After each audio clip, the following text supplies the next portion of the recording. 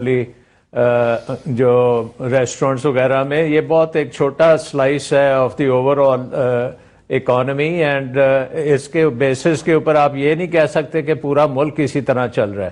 اس وقت آپ دیکھیں کہ میرا خیال ہے دنیا میں سب سے زیادہ سٹنٹڈ بچے جو ہیں وہ شاید پاکستان میں ہی پیدا ہوتے ہیں، اور وہ ڈائریکٹ غربت کی وجہ سے ہے۔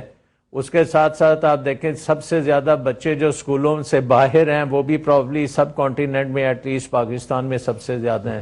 ہیلتھ کے ایشوز کے اوپر آپ دیکھ لیں، پاکستان کے ہیلتھ کے ایشوز جو ہیں بے شمار ہیں۔ سو آئی ڈونٹ تھنک کہ ہم ایک ریسٹورنٹس کی بیسس کے اوپر اس کنکلوژن پہ پہنچ جائیں کہ پاکستان بہت بہترین چل رہا ہے۔ یہ آئی تھنک ایشوز جو ڈاکٹر اشفاق نے اور ڈاکٹر زبیر نے ریز کیے ہیں، یہ فنڈامنٹل ایشوز ہیں پاکستان کی اکنامک مینجمنٹ کے۔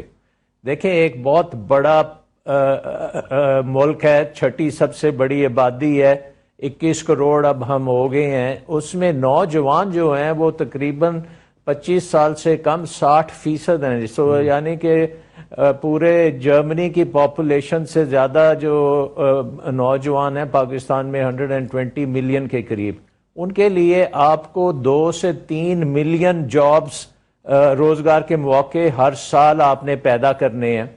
اب کل ہی ورلڈ بینک کی ایز آف ڈوئنگ بزنس کی رینکنگز آئی ہیں جس میں ہم 147 ہیں، اور آپ کو پتہ ہے کہ یہ 2006 میں we were at 60 position, so 60 position سے ہم 147 پوزیشن پہ آ گئے ہیں۔ دوسری طرف انڈیا جو ہے وہ 2006 میں ہم 60ویں پوزیشن پہ تھے، اور 10 سالوں کے اندر ہم 147 پہ آ گئے ہیں۔ جی 147 پہ آ گئے ہیں، اور اسی طرح ہمارے انڈیا کو اگر آپ دیکھیں، کیونکہ یہ جو نیکسس ہمارا اکانومی کا اور سیکیورٹی سے بن رہا ہے، تو انڈیا میں وہ 2006 میں 116 پہ تھے، اب وہ 100 پہ آ گئے ہیں۔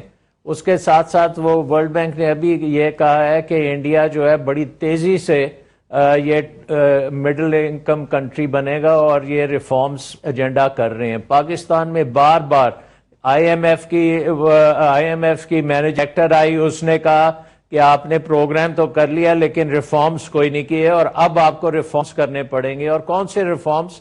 اس نے کہا بجلی کے ریفارمز کریں، ایز آف ڈوئنگ بزنس کے ریفارمز کریں، ٹیکس کے ریفارم کریں، انویسٹمنٹ کلائمیٹ کو بہتر کریں۔ تو پھر کیا اگر آئی ایم ایف کا پروگرام ہم نے اتنا سخت پروگرام دیکھا ہے، اور اس کے بعد وہ کہتے ہیں کہ ابھی تو آپ نے ریفارمز ہی کچھ نہیں کیے۔ سو اس گورنمنٹ نے ریفارمز میں واقعی کچھ نہیں کیا، اور اب ہم اس کو دیکھ رہے ہیں کہ ہر ایسپیکٹ آف گورننس میں وہ چیز سامنے آ رہی ہے، اور کرپشن جو ہے وہ بھی آپ کے سامنے ہے کہ اس وقت ہمارا پولیٹیکل سسٹم جو ہے وہ کرپشن سے ڈیل ہی نہیں کر پا رہا۔ ایک عجیب سا سیناریو ہوتا جا رہا ہے کہ وہ ایک انسٹیٹیوشنل کلیش کی طرف ہم جا رہے ہیں کہ کسی طرح سے یہ کرپشن کے چارجز جو پیناما کی وجہ سے آئے ہیں وہ بیچ میں سے نکل جائیں۔ سو آئی تھنک کہ یہ ایک پاکستان کی گورننس کے ساتھ بہت ڈائریکٹلی کنیکٹڈ ہے، اور جو زبیر نے کہا ہے کہ there is absolutely no merit in appointments, اور جب تک آپ میرٹ کو نمبر 1 نہیں کریں گے، from economic decision making to engineering, doctors, teachers, ہر جگہ پہ ہم نے 2 نمبری کی ہوئی ہے، اور اس کی وجہ سے آپ کی اکانومی جو ہے وہ نیچے سے نیچے جا رہی ہے۔ ایک اور بات آپ یاد رکھیں کہ بہت سی اب پروجیکشنز آ رہی ہیں کہ اگر یہی اکنامک گروتھ رہی اسی طرح پاکستان کی، اور اسی طرح اکنامک گروتھ انڈیا کی رہے گی، تو 2050 میں انڈیا کی اکانومی پاکستان سے 40 گنا بڑی ہوگی۔ اور آپ امیجن کریں آج ان کی اکانومی ہمارے سے صرف 7 گنا بڑی ہے، اور 2050 میں اگر وہ 40 گنا بڑی ہوگی تو پاکستان کی سیکیورٹی کے بارے میں آپ کو خود ہی اندازہ لگا سکتے ہیں کہ وہ کیا ہوگی۔ اور سب سے بڑی بات یہ ہے کہ پاکستانی، ایک ایوریج پاکستانی ہندوستانی کے مقابلے میں 5 گنا غریب ہوگا، اور وہ ہم سے 5 گنا امیر ہوں گے۔ سو یہ سچویشن جو ہے یہ بہت ہی الارمنگ ہے، اور یہ ایڈریس اس کو صرف جو اکنامک ویژن اور فیوچر کا آپ دیکھتے ہیں، اس کو بڑی آپ کو ویژنری لیڈرشپ چاہیے جو آپ کو ایک long term high growth path کے اوپر چڑھائے اور انشور کرے کہ وہ ادارے بھی صحیح کریں، پالیسیز بھی صحیح کریں، اور پاکستان اکنامک گروتھ کی طرف جائے. جسٹس ہولڈ جو بیسکلی پاکستان کا ہم جی ڈاکٹر صاحب ہولڈ جو تھاٹ دیر، میں ڈاکٹر اشفاق صاحب کو اس پہ لے لوں.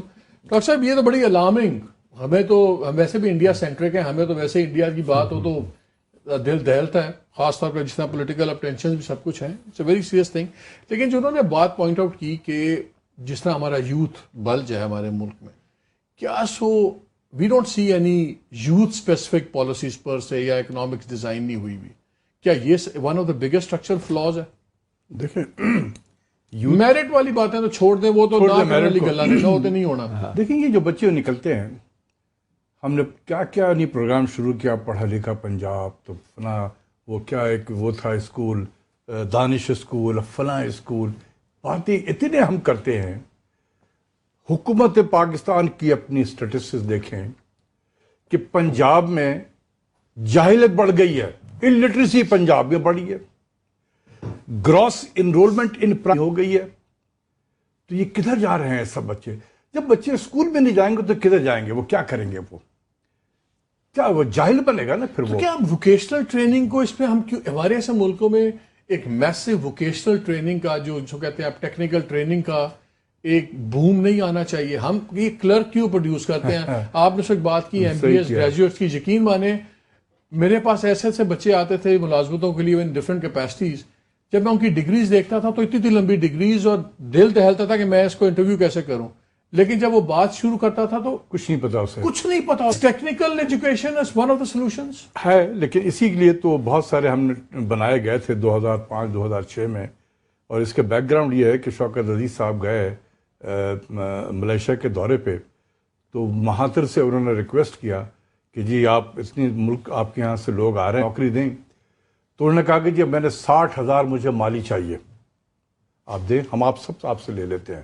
ہم بڑے خوش ہوئے، 60,000 مالی، اتنے لوگوں کو نوکری مل جائیں گی. لیکن انہوں نے کہا کہ وہ سرٹیفائڈ ہونے چاہیے، یہ نہ کہ ہر کوئی کہے کہ ہم مالی ہیں. انہوں نے کہا نہیں بالکل. واپس آئے، وہ ہم نے پوچھا کہ بھئی یہ کون ہے اس ملک میں، یہ کہاں سے سرٹیفائڈ مالی نکلتے ہیں؟ انہوں نے کہا ایسا تو کوئی ادارہ ہی نہیں ہے. تو آپ دیکھیں تو یہ پھر یہ ووکیشنل ٹیفٹا اور نیفٹا جو بنا، یہ ادارہ ووکیشنل اینڈ ٹیکنیکل، اسی لیے ہم نے بنایا گیا تھا کہ یہ سب یہاں سے ٹیکنیکل یہ کریں گے. وہاں دبئی میں اس وقت یہ دیکھا گیا کہ وہاں پر یہ جو بیل بوائے ہوتے ہیں وہاں پر ہوٹلز میں، تو ہمارے آپ دیکھیں کہ پی کے میں جو جس نے میٹرک کر لیا ہے آگے نہیں پڑھ سکا ہے، آپ اس کو یہ قسم کی ٹریننگ دے، بڑا ہائٹ ہوتا ہے، دیکھنے میں خوبصورت ہوتا ہے، they can be employed there. اور انہوں نے ہم سے کہا کہ جی ہم 100,000 بیڈ جو ہے نا ایڈ کریں گے ہوٹل کا دبئی میں، تو آپ ہمیں دیں. ہم بہت خوش ہو رہے ہیں کہ ہمارے لوگوں کو نوکریاں ملیں گی. جب ہم آئے تو پتہ چلے کہ کوئی ادارہ نہیں ہے جو یہ کام کرتا ہے. یہ اور اس زمانے میں بنایا گیا. ہم نے کیا کیا اس کو؟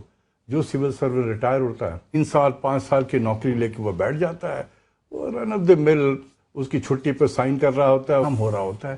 آپ یہ دیکھیں کہ اتنی ضرورت ہے ہمیں اس وقت، خاص کر اس وقت ضرورت ہے. لیکن ابھی بھی آپ جائیں، آپ کو الیکٹریشین چاہیے، وہ نہیں ملتے ہیں آپ کو الیکٹریشین. ٹیلر ماسٹر کے پاس جائیں، کیسے لائن لگے، میرٹ نہیں ہے. میرٹ تو ہے نہیں، لیکن اس حکومتوں کو کام ہے. نہیں، پالیسی ایزی کر دیں کہ عام پرائیویٹ سیکٹر بنا لے، پرائیویٹ سیکٹر آرام سے کام کر سکے. لیکن کوئی اگر انیشیٹو لے تو پھر کام ہوگا نا اس پہ. چلے ان انیشیٹو سے بھی آگے بات کرتے ہیں اور تھوڑی سی لارجر پکچر پہ بھی بات کریں گے. لیکن اس سوچ کے ساتھ آپ کو چھوڑے جا رہی ہوں. ڈاکٹر سلمان شاہ صاحب نے کہا ہے ویری الارمنگ تھاٹ کہ 2050 تک اگر جس طرح حالات چل رہے ہیں، انڈیا کی معیشت ہمارے سے 40 گنا بڑی ہو جائے گی.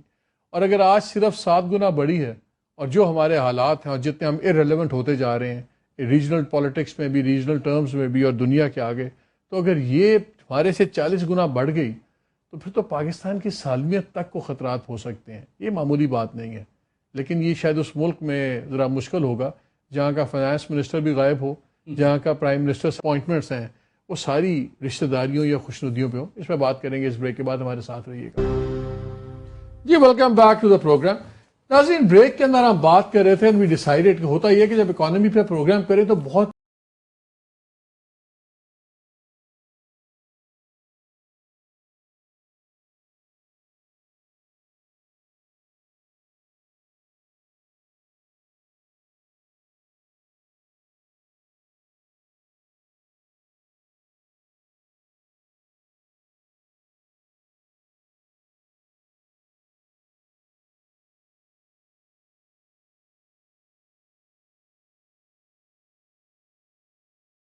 اپنی صورت نظر آتی ہے.